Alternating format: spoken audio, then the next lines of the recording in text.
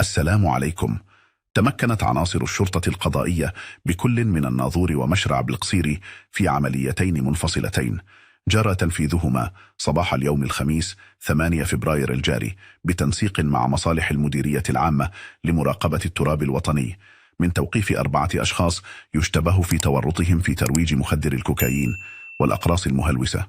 وذكر مصدر أمني أن العملية الأولى المنجزة بمدخل مدينة جرسيف قد أسفرت عن توقيف زوجين يبلغان من العمر 33 و41 سنة مباشرة بعد وصولهما على متن سيارة خفيفة، حيث مكنت عملية التفتيش المنجزة من العثور بحوزتهما على 6 كيلوغرامات من مخدر الكوكايين.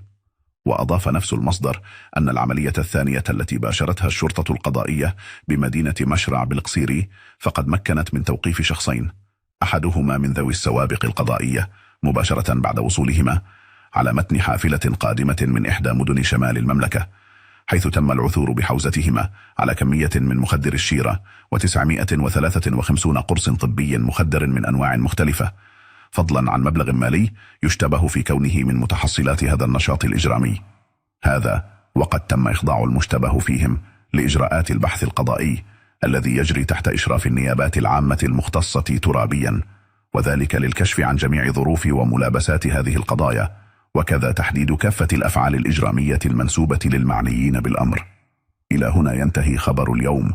شكرا للمشاهدة، ولا تنسوا الاشتراك في القناة وتفعيل زر الجرس ليصلكم كل جديد. مع السلامة.